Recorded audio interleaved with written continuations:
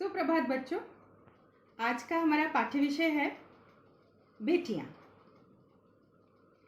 बेटियों को कई बार बहुत सारी दुविधाओं का सामना करना पड़ता है, बहुत सारी चुनौतियों का सामना करना पड़ता है, क्योंकि हमारा समाज उन्हें अपने बेटों से कम काबिल समझते हैं। इसके बावजूद भी आज हम कुछ ऐसे बेटियों के बारे में बातें करेंगे और जानेंगे उनके बारे में, जिन्होंने न केवल हमें यह बताया कि बेटियां किसी से कम नहीं होती, बल्कि उन्होंने अपने परिवार के साथ साथ देश का नाम पूरे विश्व में रोशन किया है। किरण बेदी हमारी पहली बेटी, जिसने हमें यह बताया कि बेटियां कोई भी काम में बेटों से कम नहीं हैं। किरण बेदी हमारे देश की पहली बेटी हैं जो आईपीएस बनी। और बच्चों, ये ऐसे समय में आईपीएस ऑफिसर बनी जिस समय हमारे देश के नागरिक यह सोच भी नहीं सकते थे कि कोई महिला पुलिस में काम करेंगी। ऐसे समय में वे एक आईपीएस ऑफिसर बनकर समाज को साबित कर दी कि महिलाएं पुरुषों से कम नहीं हैं। अरुंधति राय हमारे देश की पहली लेखिका हैं, जिन्होंने विश्व प्रसिद्ध बुकर प्राइज हासिल की अपनी किताब the God of small things के लिए। बच्चों, ये महिला साहित्यकारों की दुनिया में अंतर्राष्ट्रीय स्तर पर सर्वाधिक प्रतिष्ठित, सर्वाधिक माने आपको पता है सबसे अधिक प्रतिष्ठित यानी रिनाउंड, जाने माने सर्वोच्च पुरस्कार बुकर प्राइज को हासिल किया। यह मामूली बात नहीं है किसी के लिए, और अपने आप में एक विशिष्ट उदाहरण है जो समाज में बेटियों की काबिलियत का एक सशक्त उदाहरण है। हमारी तीसरी बेटी प्रतिभा पाटिल, इनके बारे में हम सभी जानते हैं कि ये हमारी भूतपूर्व राष्ट्रपति रही हैं। ऐसे समय में जिस उम्र में इनको अपने परिवार के बीच हंसते खेलते समय बिताना चाहिए था, उस समय में इन्होंने अपने परिवार के साथ साथ पूरे राष्ट्र की जिम्मेदारी को बखूबी संभाला और बेटियों के लिए राष्ट्रपति पद का दरवाजा खोल दिया।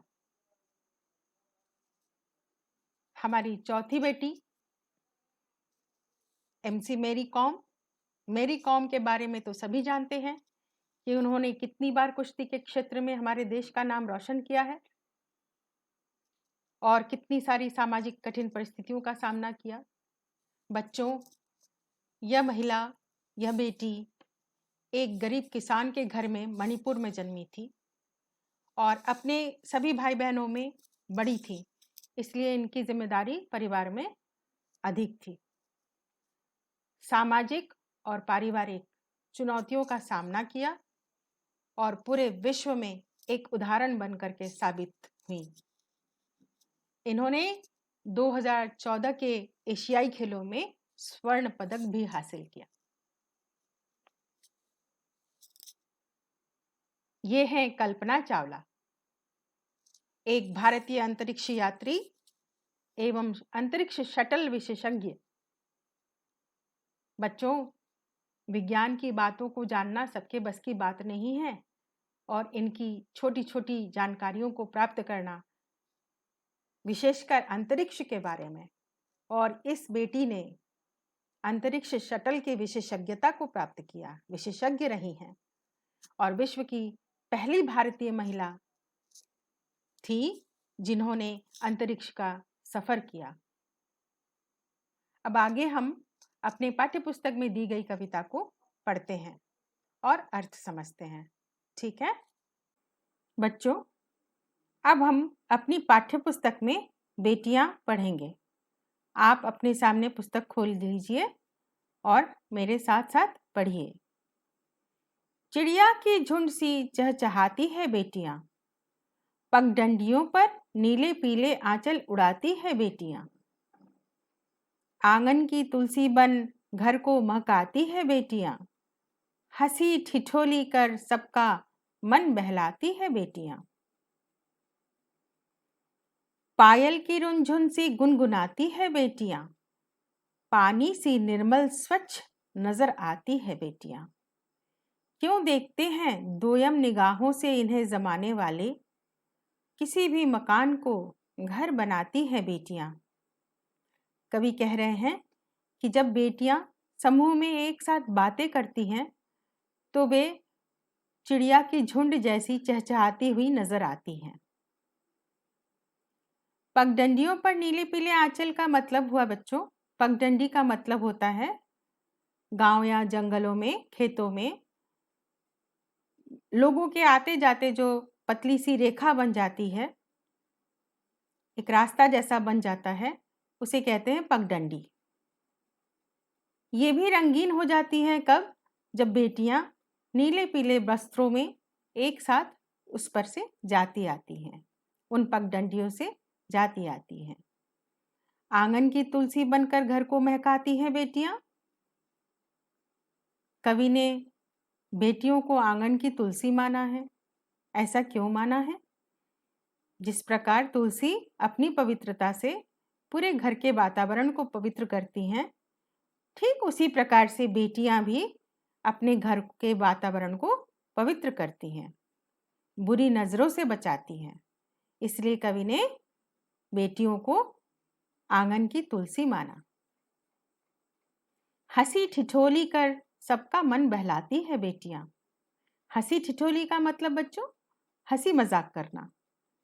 जब किसी को दुखी देखती हैं तो उनके पास जाकर उनसे थोड़ा सा हंसी मजाक कर लेना, उनको हंसाना, उनका मन बहलाना, बेटियां ऐसा करती हैं ताकि उनके घर में कोई दुखी ना रहे।